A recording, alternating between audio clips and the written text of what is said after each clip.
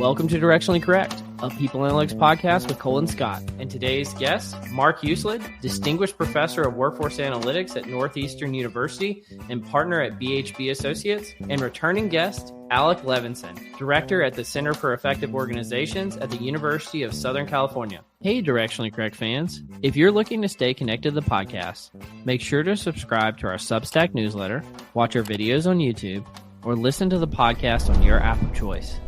This podcast is dedicated to you to help educate and entertain you on how to effectively do people analytics. We are a listener-supported podcast, so please consider becoming a patron. If you'd like to support the podcast by becoming a patron, you can find a link to sign up in the show notes or at patron.podbean.com/directionallycorrect. Thanks for being a listener. All opinions are our own and do not reflect those of any other organization. I am so thrilled, first of all, Alec, to have you back as a returning guest. You bought into the podcast early, so I appreciate you being here, but also super thrilled to have Mark Huselid on, somebody I've admired for a long time. But I wanted to get right into it with you guys on the podcast today. You've got a new book coming out called Workforce Analytics, A Global Perspective. And both of you have written about this topic from a variety of angles in the past and done research on the topic as well. What's the book about? Why now? And what is it addressing in the marketplace that, is new, that's covering new territory? First of all, Cole, thanks for having us. And Alec, it's great to see you again. We were just all together in the UK last week, so we've been on a whirlwind tour with this thing. The first story is global. Analytics in general, I think has been a North American sport. I don't know that that's completely true, but certainly it's not true anymore. And so there are many global issues around measurement, around legal standards, around moral standards, around cultural issues that really have a lot to do with how talent is measured and managed in organizations. And so that's a big thing. The second thing is really around, and Alec, please correct me, I certainly want to hear your views on this. The field of analytics tends to be very siloed within a silo. And by that, I mean, there are specialists in measurements, psychometrics, econometrics, there are specialists in change, there are specialists in visualization. What we would like to do, and I think the reason that there's four of us, and perhaps the reason it took us forever to write this thing, is to have a broader perspective that integrates all of those things. And at least for me, the story is around measurement is not about measurement. It's about managing change and executing strategy. Measurement is really a derived demand, and measurement matters when talent matters. Talent, I think we probably all agree, is increasingly important in organizations, but it's one of the tools that leaders and managers can use to build better workforces and better jobs. The problem is, as I have implied, most organizations aren't very good at it. And so this is, I think, what we call job security. That kind of help us move along. Alec, how'd they do? Is that close? Oh, absolutely. I mean, so Cole, I think it's kind of fascinating. Mark mentioned how long it took us to write this. I mean, it's part because we started just before the pandemic and, various health issues and stuff. But the other reason why it took a while is because, we came together. And so first of all, the two of us are two of the authors. The others are Martin Edwards and Donna Midbayeva. And Martin gets credit for having brought us all together. We're on 3 different continents. Mm-hmm. And, spanning the globe, literally. And even though we're all kind of sitting in universities, different degrees of, professor and non-professor, but even as people coming from that perspective, like, kind of research background, but having worked in very different ways with companies, we realize that we ourselves have important different ways of coming at the topic. And to Mark's credit, the second chapter, which is the one that he wrote, which is, I think, really helps to set the tone.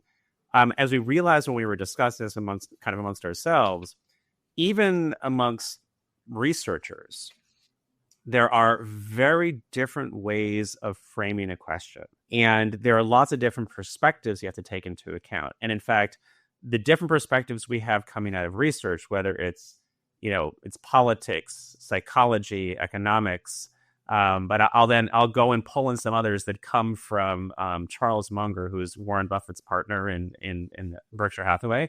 But he actually talks about, in order to understand a business, you actually have to understand many different disciplines, and you'll include biology, sociology, history.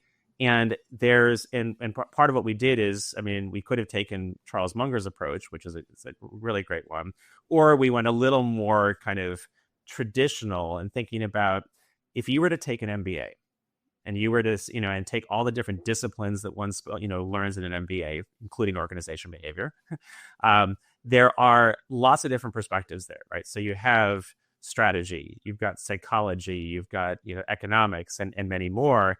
Each of those are important perspectives when it comes to understanding what are the questions we're looking at in an organization. As you know, I go back a long ways, and you and I talked a long time how, in my earlier book, I really spend most of the time focusing on asking the right questions. Yeah. And we found, all four of us found that it was kind of the same thing, and that it's really important to show people it's not just about asking the right questions, but what are the kinds of knowledge bases you should be tapping? What are the kinds of perspectives you should be tapping when asking those questions?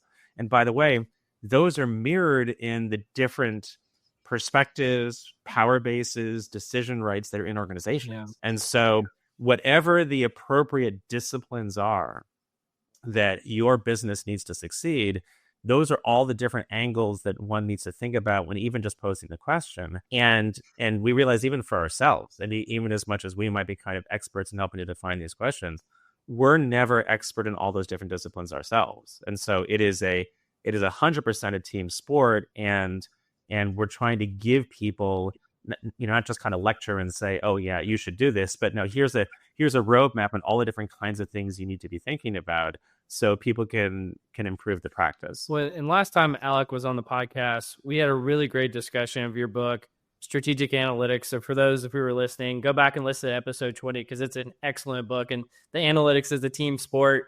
That absolutely was something we talked about there. I'm curious, because between the four authors, I see you all, I've read all of your work, I think, in terms of the books that you've ever published. And I see you all coming from different angles at the same problem. And I'm curious if it was strategic. And so let me kind of tee this up really quickly. So Mark, your books, I always thought you came from a management background. You've done a ton of work in the talent space. You have like with the workforce scorecard, the HR scorecard, the differentiated workforce, all of those took a metrics driven approach, but also a how you add business value using these tools. Alec's work in the past, he's written strategic analytics. He's done a ton of stuff in the economic sphere about how you bring the quantification of this work to the workplace, but making sure that it's aligning with strategy, asking the right questions. It's a team sport. And then your co-authors, I think their book was called HR Analytics. I may be mistaking that, but they had a really practical book, which was just like a how-to guide of, like, if you were using Microsoft Excel, how would you go in and do HR Analytics, and as like a workbook style. And it was very interesting. And so you brought these authors together and taken a global perspective to addressing this problem. Was that strategic, and how did it kind of manifest itself in what was covered? Because I know from our previous discussions, the book was meant to be evergreen. It was meant to be kind of the tome of workforce analytics. And so tell me about how that came to be.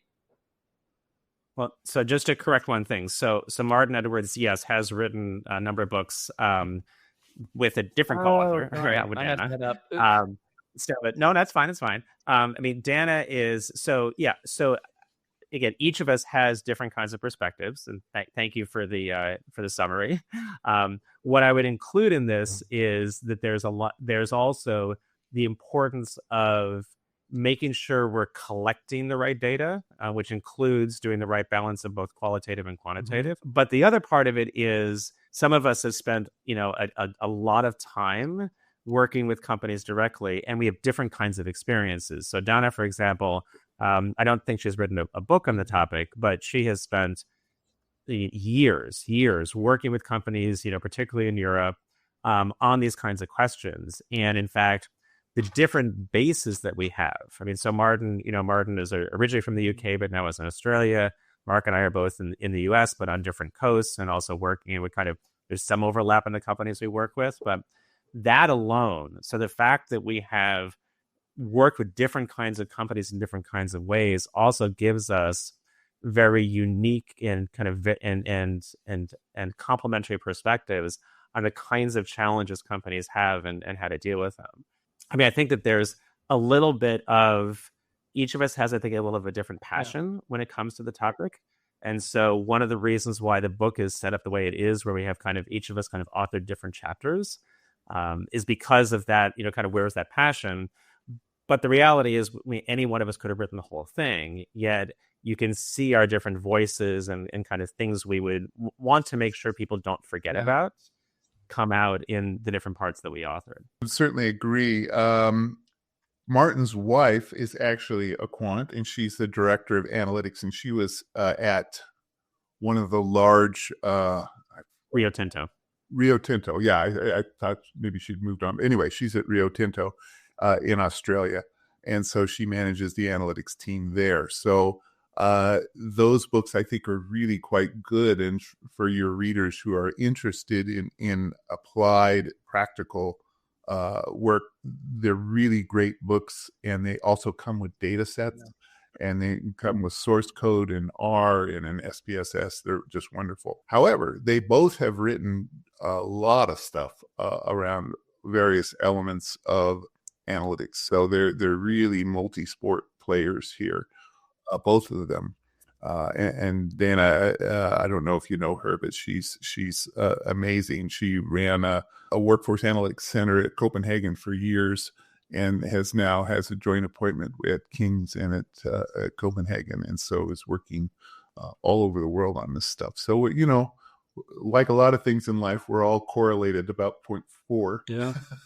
But the interesting part is are the stochastic parts and the uncorrelated parts that push us all to think a little bit differently about what our assumptions are, and so that was a good part of the process. Oh, absolutely. Well, I think about, Mark, to focus on you for a second. I was chatting actually just the other day with my professor from graduate school who taught us OB, Marcia Dickerson, and she was the one who introduced me to high performance work practices or high performance work systems, whatever is the lexicon that we use now. And again, talking about evergreen work, you've done some really excellent work in your career in that space. I was wondering if you could talk about it for a second. Well, you're very kind, but I'm sorry. It's reading my stuff is better than Ambien. It'll put you right out, I think. Yeah, I guess the short story is that I have been very interested in the economic returns to talent for 40 years. And so that's kind of the threshold issue that has pulled me forward. And sometimes that's focused on measuring the talent itself and trying to understand the returns to, high versus low performing employees or different categories of jobs. The first, you might have seen some of the stuff on strategic positions and that stuff. That was the first paper I think I ever published in the late 80s, was on the various returns to levels of performance by levels of jobs, that kind of stuff. But the question in those days, in the 90s, was in the vernacular, people would say, well, yeah, okay, I believe talent matters, kind of, sort of, wink, wink. Let me just go back to, taking cost out of the business, to focusing on what are the returns to HR practices or in HR systems, which in turn drive the talent, which drives the strategy, whatever it might be. So it's kind of a third derivative approach. So the focus was people were starting to get interested in what are the returns to selection, the utility analysis literature, or recruiting or training. There's thousands of papers on the economic returns to training, all different kinds of flavors. And my training, both undergrad and grad and doctoral training, was a combination of finance and strategy and HR and psychometrics. I was kind of, couldn't say no to any of those things, was to recognize that because the quality of training is correlated with the quality of selection and the quality of recruiting and so on, if you focus on any one of those things individually, you are probably going to overstate the effect there. So having a systems approach is both conceptually appealing, but also consistent with what we know about how people get managed in organizations. What I was interested in is trying to understand how the systems of practices provide economic returns through talent, and how that links with strategy, how firms with different strategies adopt different HR systems, which drive their practices and so on. So I worked on that for 15 years, and that is some of the stuff you got tortured reading. Well, and Alec, you've never done anything in systems thinking, right? Yeah, absolutely, Cole. Nothing at all. Same deal. Well, I think about this in terms of, I think about, maybe this would be a good time to bring it up. Alec, I knew when we were prepping for this, you had something that you said had kind of been grinding your gears in this space. Do you want to talk about that at all? Sure. I feel a little bit like, it's like, the movie Groundhog's Day, where you wake up and it's like the same thing over and over again. I mean, my short autobiographical parallel to Mark is I did start in economics. I wasn't as smart as you two. Actually realized that the right place to be was org behavior and, the brighter side of social science. And I came, and part of the reason why I came over to org behavior is, first of all, because this is where the fun is. Economic models can explain like this much, whereas org behavior models in psychology can, it's a lot of that extra variation there. But part of what I liked about putting economics behind me was I was really tired of telling big stories with little bits of data. And then I came over, and it was just a few years after I joined the center when this whole field of, first it was called HR analytics, took off. And I thought, dear God, they're coming for me. It's like now we're getting everybody telling HR, you should tell big stories with little bits of data. And so the rant that I've been on is on, it's like, well, you have to, first of all, not start with the data in front of you. You need to start with the question. And when you start with the question, then you're looking at some version of the system. I mean, you're looking at, are we talking, if anything is framed as a job, then it can't just be the job, because that job is embedded within a work process or a team. If we're talking about a team, then that team is embedded also within a work process or with, teams of teams. And so, the systems thinking approach or a systemic approach is about trying to get people to really understand kind of that full part of the system. It doesn't have to be the entire end-to-end for the whole business, but whatever it is.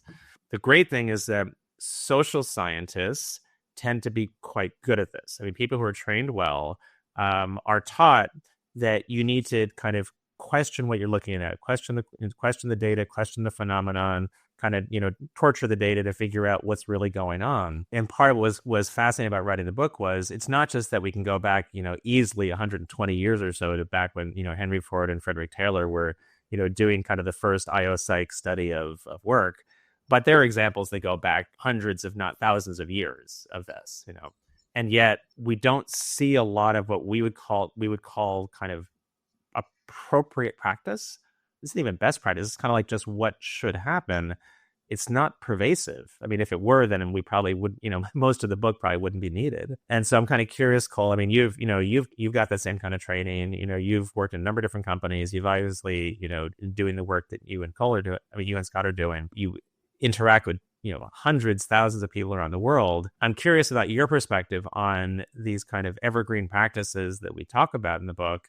But yet, it feel like the university professor with the first year undergrads that come in, and it's like you have to start saying the same thing over and over again. Sure.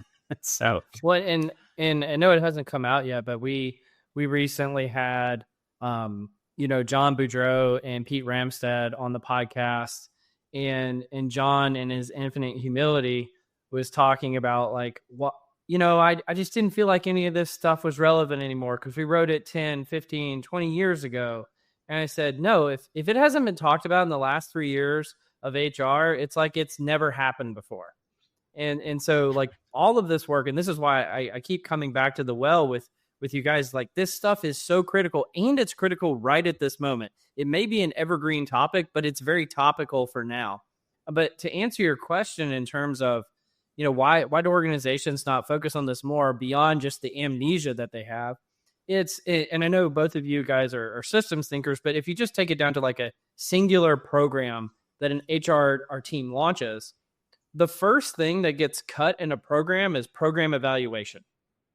And it shouldn't be that way, but everybody's just worried about getting the program live, pushing it over the line. And then by the time they've expended all that effort and resources, very few people are around to ask the question, but did it work and did it have the ROI? And I've spent my entire career trying to push Sisyphus's boulder up the hill to say evaluation is not only critical, it might be the most important thing that we do, because I've said I've literally made a career answering the question, how do you know what you're doing is working? And I think not enough people ask that question. And again, I wish it wasn't like pushing the boulder up the hill, but it does feel that way sometimes. And so that would be my answer to the question. I don't think it's for a lack of knowledge or a lack of professionals in the space. It's a lack of effort and a lack of focus. Yeah, I absolutely. I'll give another story, yeah, sure. And then, happily, I don't want to still take all the limelight from Mark. So in a related field, so in the field of organization development, one of our colleagues here at the center, Chris Worley and Tom Cummings, have written kind of the book on org development that people, learn from around the world. And the second chapter in the book talks about action research.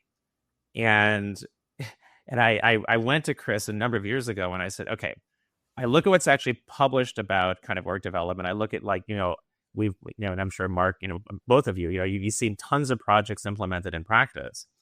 And yet measurement is rarely ever kind of standard practice, particularly amongst change professionals, right? It's like, that's one of the last things they usually think about. And yet the textbook that literally many of them are taught on says you need to be collecting and analyzing data in real time as a change is taking place. And Chris's response was, yeah, it's just too hard. I mean, it's like, it's change is hard, managing change is hard. And then to say, well, yeah, and in the process, we should be collecting data and doing real-time feedback. I mean, we see tools like this, right? I mean, this is where pulse surveys came from. Our other colleague, Teresa Wellborn, she did one of the first, kind of companies that actually did this pulsing. And if you do it well, you can actually get, sensing and measurement included as part of a change process. But I would guess that happens in about 0.01% of the times. And I mean, it's hard. Let me switch gears here. I want you guys to know how incredibly challenging it is to have an hour-long podcast with two people as prolific as you, because I really think we would need like 10 or 12 hours to do a justice of all of your work. But I'm going to skip to some random stuff. So your book is called Workforce Analytics, A Global Perspective. Another sport that has been burgeoning in a global way has been motorsports. And Mark, I know that you have a background in motorsports as well. And so I was wondering if you could tie that background to some of the work that you've been doing today. Well, yeah, and it's certainly the case that I grew up when normal kids grew up playing football, baseball, and I was racing motocross when I was 8 or 10 years old, and got involved in road racing and drag racing and boat racing, and basically managed a speed shop. We basically built motors, managed the talent side of that business for many, many years. And I just thought that's where I was going to spend my whole life. But if you look at motorsports, where, like a lot of sports where you get your grade at the end of every day, how well you've done. It's not like an R&D endeavor where you don't know for 10 or 15 years whether or not what you've done works. It's really a microcosm for managing talent, because in many forms of motorsports, not all, the constraint are not parts, but it's talent. People tend to have the same parts. Capital money can be a constraint. I wouldn't suggest it's not, but in most of the major sanctioning bodies, racing, whatever you're into around the world, the top 10 or 20 teams have more money than they could spend. In fact, most of the big sanctioning bodies have budget caps, and just because they don't want you spending money. So when that's true, it becomes managing talent, the selection, staffing, team-based behaviors, setting standards, coaching, development, all those kinds of things. That's where the returns are. And that's true everywhere I've learned in organizations, or everything I think I know, it's really the same. And so the same basics, and kind of going back just real briefly, Cole, to what you said about, why do we see this information failure around both metrics and around talent management? I would challenge that assumption a little bit. I think part of the issue is educational, because when you look at how leaders and managers are trained, in a business school, if you look at the functional areas around, accounting, finance, supply chain, marketing, advertising, all of those kinds of things, I'm not going to say those are well-developed sports, but they're, for an MBA or an undergraduate degree, they're in the core. So you can't, in North America anyway, and it's also true in most of Europe, you can't have an accredited degree without having some training in that area. Where's HR? It's not in the core. So you can be a leader, in fact, of a major functional area, never had a course in selection, never had a course in compensation, never had a course in training. Maybe you've had a week or two if you have a really good OB course, but that, I think one might argue, is probably not enough to cover what one needs for a career in management. So I think we really have some work to do about training and retraining folks that come into the field of this issue. Talent is increasingly important. There's more variance. Turnover of high potential positions has gone up dramatically. People are working remotely. Well, how are we going to manage that? Well, hope is not a strategy here. You've got to learn that, and academics, I think, has something to add there, but we've got to, I think, do a better job of coming to the table of that stuff. I didn't mean to hijack your question, but I think that they're related, and it really comes back to, why do we see this variance? Why aren't we better? And I think part of it is that because people that are making the decisions don't have some of the basics that they do have in finance or accounting or marketing and some of those areas. Yeah. Anything you would add there, Alec? No, I mean, I think that's that's well said. Well said. Well, that's high praise coming from Alec. So there you go. Well, you guys want to join me in Cole's Corner? Absolutely. Welcome to Cole's Corner.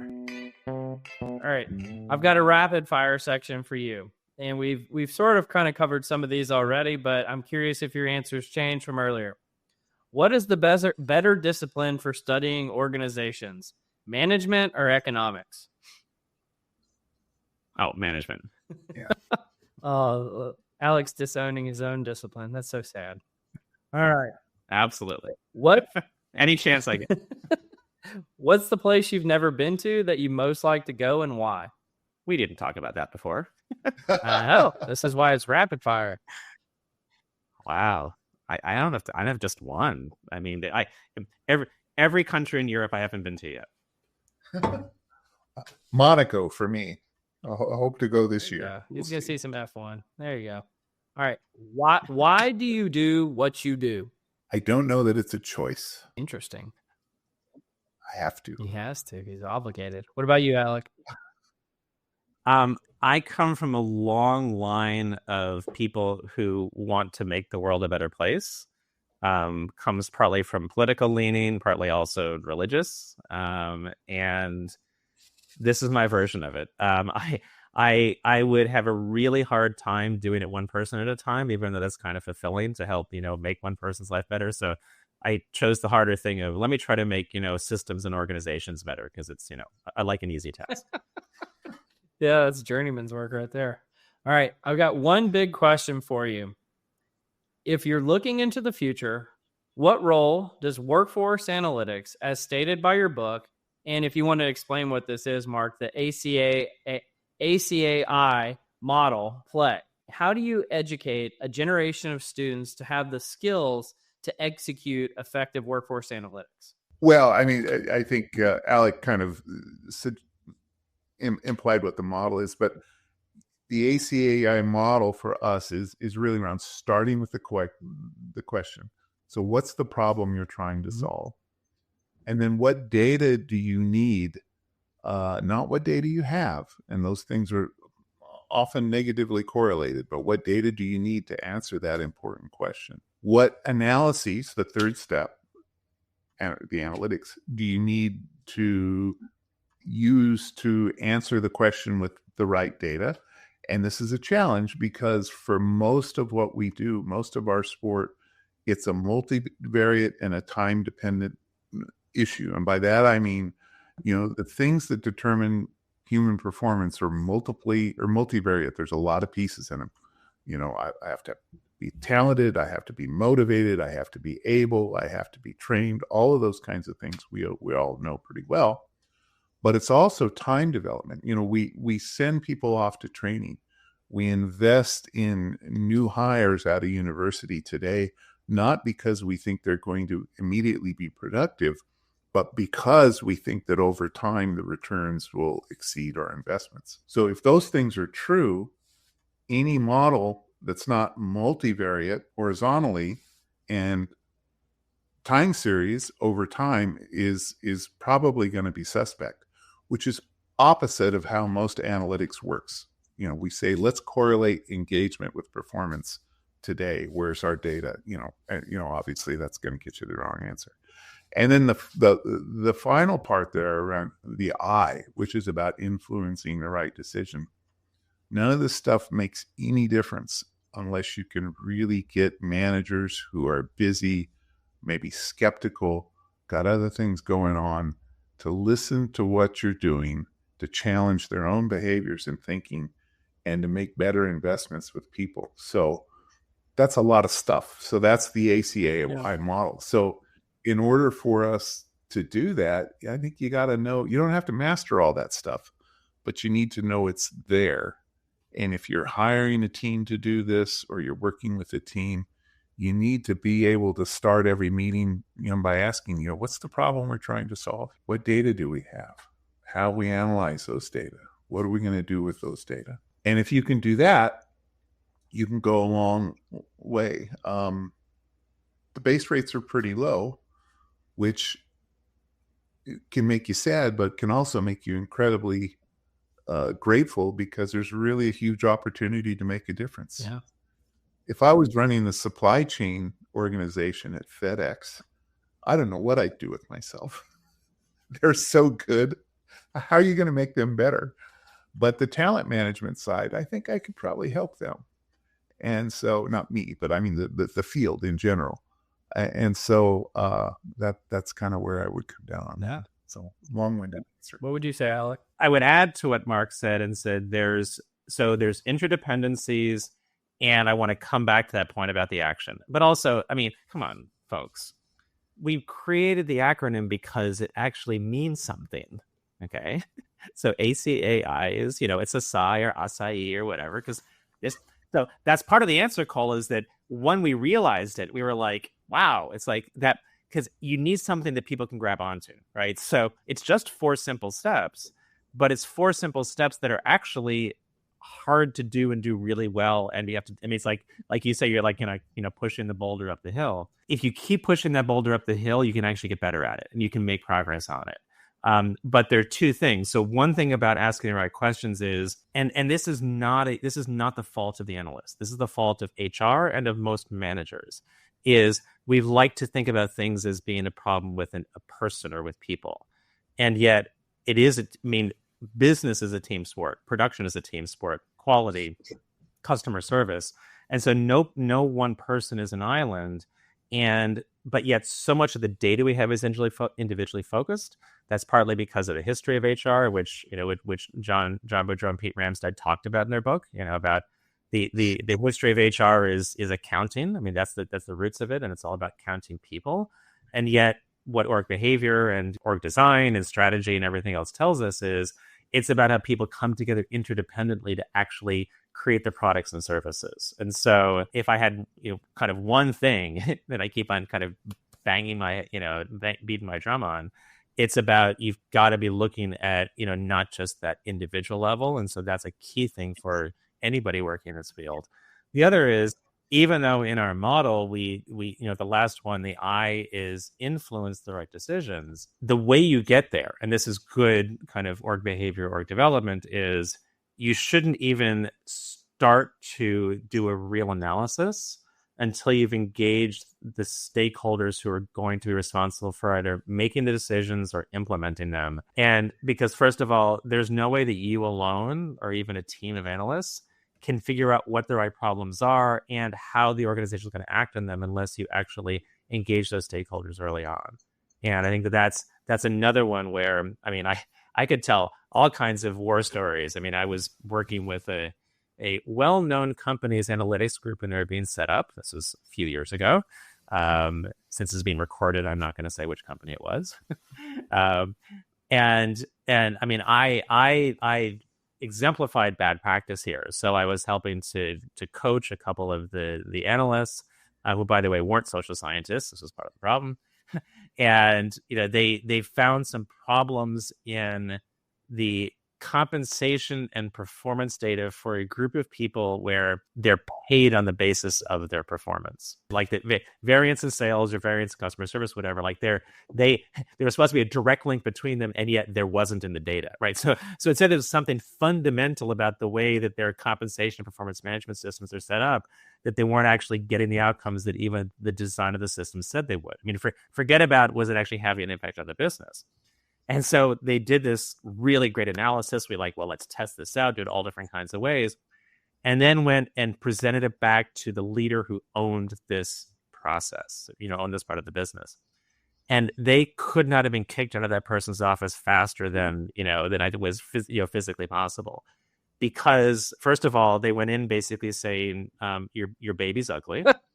It's like, but more importantly, you need to give that person time to kind of think about it. And by the way, we could have been wrong, right? There may have been some kind of extenuating circumstances that the person could have easily said, okay, yes, I understand that's why it is, but let me tell you about, this thing that happened in the past, or why I'm actually trying to fix this right now. So all of those are kind of like testimony to all the things you shouldn't do to be able to have an influence.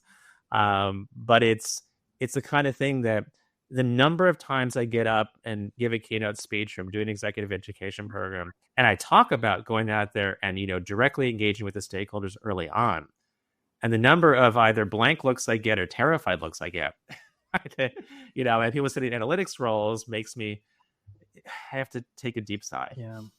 Well, let me kind of switch gears for a second. I was going to move to something else, but you both touched on it in your answers, and I want to make sure that our audience gets to hear us talk about it today, which is the concept of variance in behaviors, processes, systems, whatever it may be, and why that is a gold mine to mine if you're in this analytics space versus focusing on just things like averages. Why is looking into the variance of processes useful, or the variance in individual differences in human beings, or what have you? I can share a couple of things. It was something just occurred to me, which is why I'm jumping in. One of the first things I have taught, all I've ever taught really, is analytics for almost 40 years now. And so I've been able to avoid teaching. I've never taught OP, which is a source of pride. I'm just kidding. But one of the things that the first day of class I talked about, this class is about variance. If it moves, it might matter. If it doesn't move, it can't matter. And by that, I mean, if you've got top talent and you've got the top 5 people on the planet on your team, and there's no way that any kind of coaching will help them get any better, your job is retention, right? It's not development, right? Because there's no variance. If you've got 200 intro project managers and the scores go from 7 to 100, that's an enormous amount of variance, and variance provides the opportunity, but strategy provides the context. for improvement. So just because there's variability in talent doesn't mean that increasing the mean will do anything for you. It's got to be linked to your strategy. So that's part one. And part two, and just one quick kind of adjacency here, when I was started out as an assistant professor, I was, working in the Northeast. I mean, I would just call people and just show up at their office, senior people. I didn't know I wasn't supposed to do that. And one of the people that I called was this guy, Baruch Lev. And do you know Baruch, Alec? He's the intangible asset guy at NYU. I know the name. I don't know him.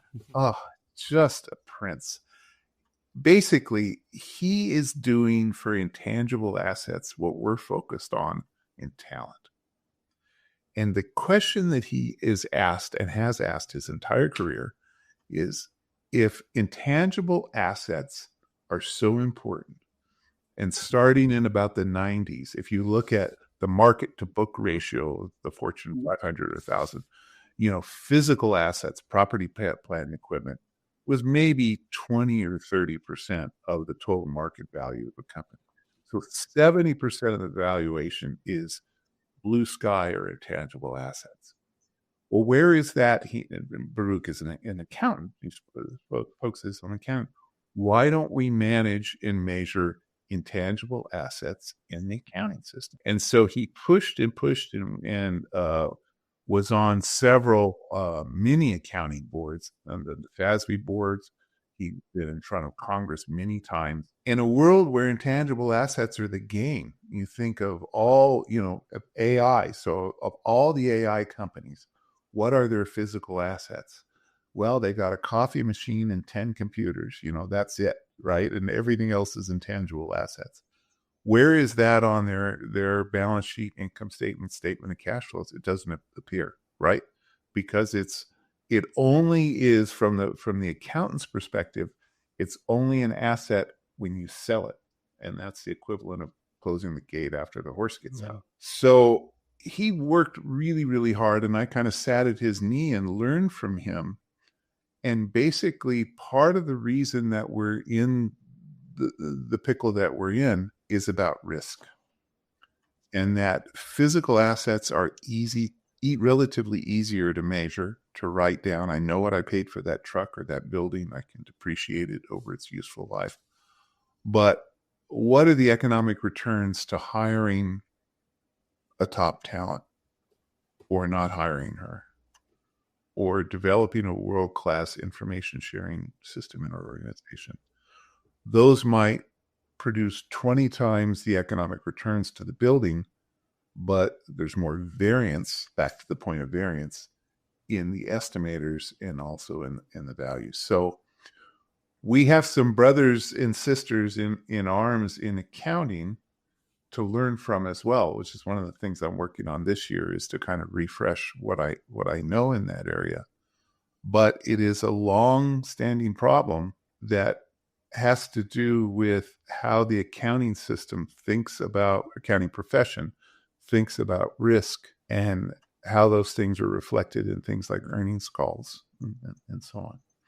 So I'm not sure if I derailed the issue here, but other than to say the variance in intangible assets, I would argue, is much greater than the variability in physical assets, both on the upside and on the downside. And yet that's an increasingly unmeasured issue for most of us, most firms globally.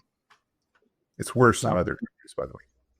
So notice that Mark took kind of the economics perspective. So now I'll take more of the psychology perspective. I've been hanging out with you too long. And I will channel Mark and John Boudreau and others. So Mark talked about A jobs, and John talked about pivotal roles. So those are really important insights. I mean, for one, we tend to look at kind of what is the average value of a job. Is it the person flying the plane, like for FedEx? Is the person flying the plane or the person driving the truck, right? The person flying the plane, if the plane crashes, you lose, hundreds of thousands of packages. If a truck, crashes, you might lose, 50 or 100, right? And so we put a lot of emphasis on that plane pilot, but yet the variance in that system has been squeezed out by decades of optimization of how do we basically make sure that planes aren't falling from the sky, whereas so even while on average the pilot has a huge impact, if they fail tremendously, the variance in their performance is such that they don't fail tremendously like that, right? Or even if they do, it's so rare that we treat that as a pure error. You don't have to redesign the systems. Whereas the way to improve performance is on the routes. And, John's got great stories about, characters at Disney versus the street sweepers. So I think that's an evergreen topic that if you go into any organization and you look even at their critical processes, okay, and this is also an important point that Mark was saying, which is that, the strategy gets realized in certain key processes. Some are more important than others, right? And so, while support functions, like HR, finance, legal, IT, are important in any organization. In some organizations, they have a critical role to plan strategy, and others they don't. Right? If I'm in the insurance industry, finance is a core part of the strategy, right? Because if they don't know how to make the right investments, then they're actually not going to get the right return for their shareholders with the money that comes in. In other organizations, finances, they help to just make sure that we're making the right decisions with our money. Important, but that doesn't drive competitive advantage. And so those are important things. The other is that there's the variability in the system, though, also comes from all the interdependencies. And what's challenging is that and one of the reasons why we often have to go into doing more qualitative analysis than quantitative is a lot of what matters comes from the top down. It comes from the C-suite, how things are structured at the senior executive level. And if you have an organization design and decision rights and behaviors among senior leaders that are causing all kinds of siloed behavior, oftentimes that is one of the root causes, if not the root cause, that needs to be addressed first. If we sit there kind of as analysts with our statistical models or, network analysis or whatever it is, looking for, with a hammer just looking for nails, then we can miss the bigger picture of where the variance in the system is coming from. And a lot of it comes from the things that are the system as a whole. And we can't use standard statistical models to be able to address that because we got a sample size of 1, and there ain't no statistics I can do in a sample size of 1. You can try, but it won't work.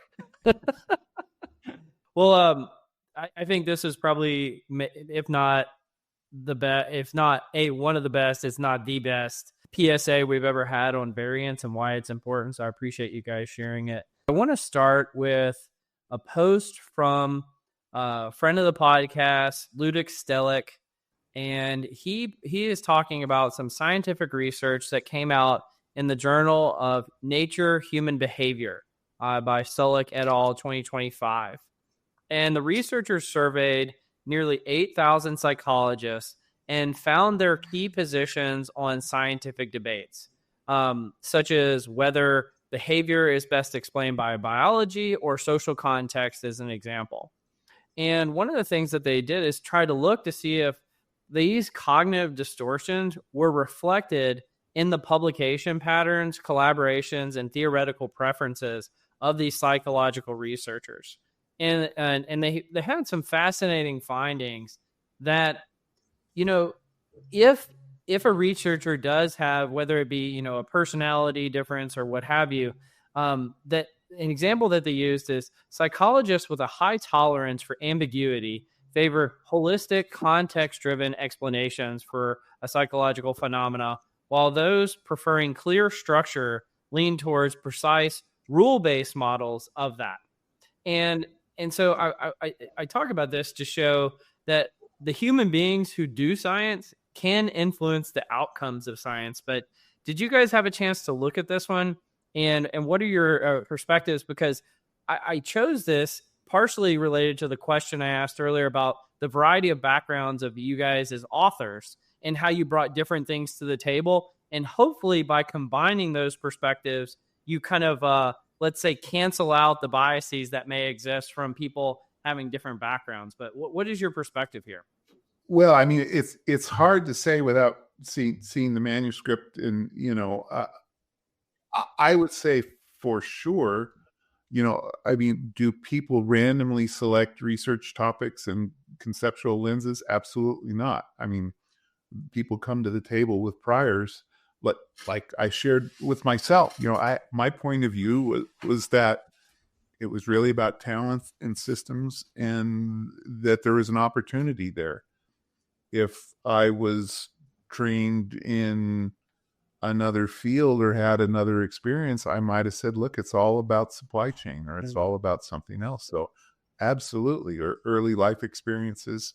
We all know people who had that great teacher in college or high school, or knew a family friend who said, the future's in plastics or whatever it is, so absolutely.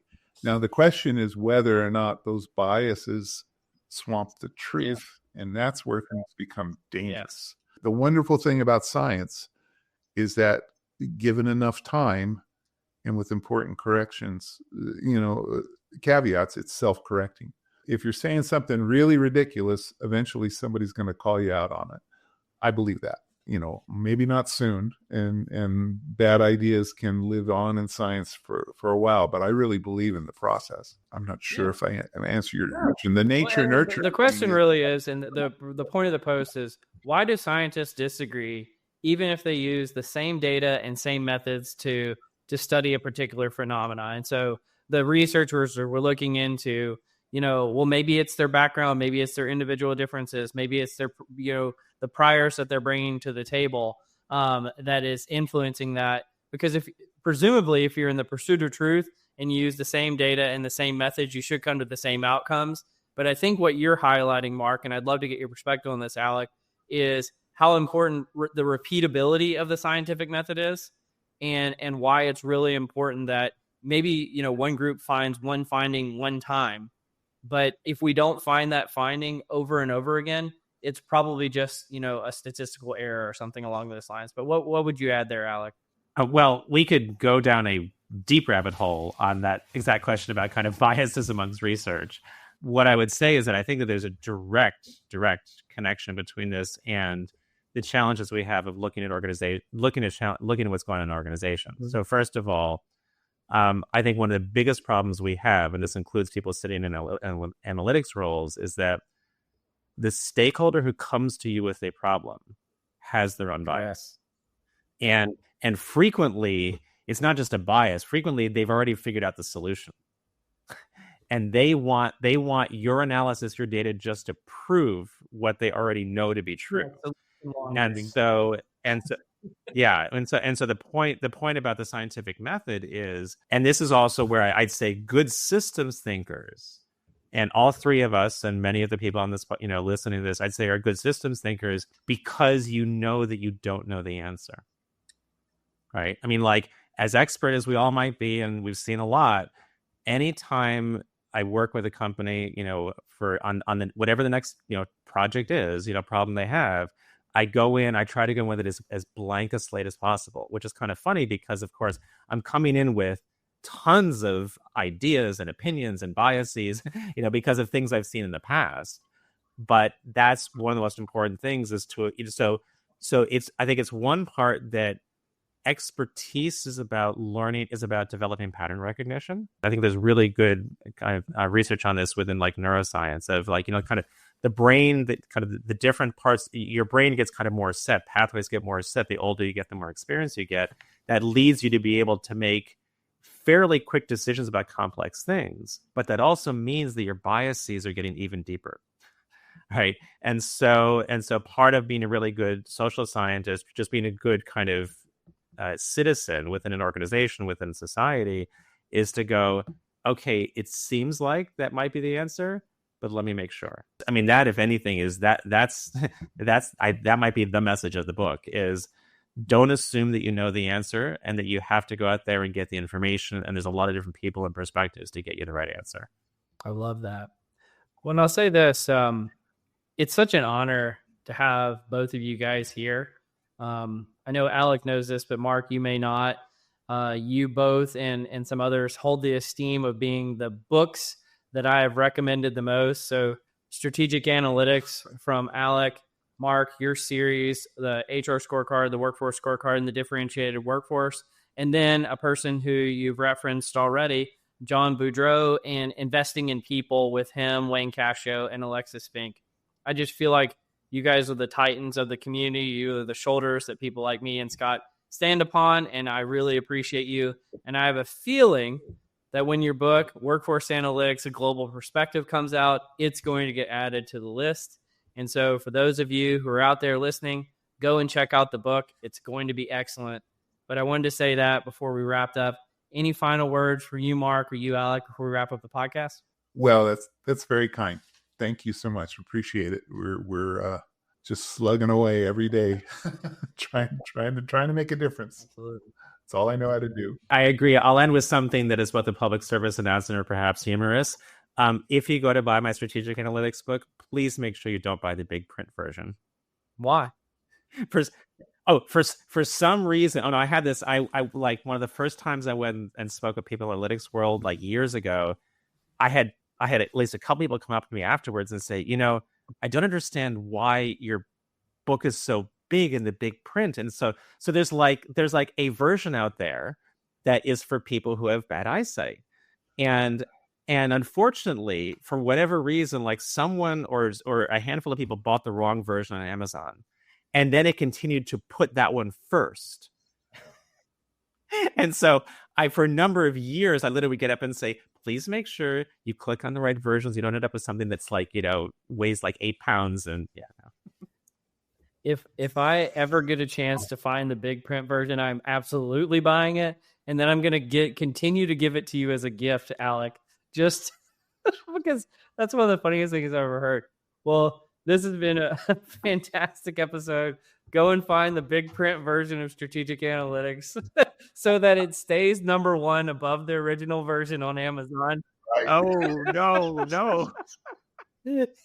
And you've been listening to Directionally Correct, a People Analytics podcast with Cole and Scott, and today's guests, Mark Huselid and Alec Levenson. Thanks for joining us, guys.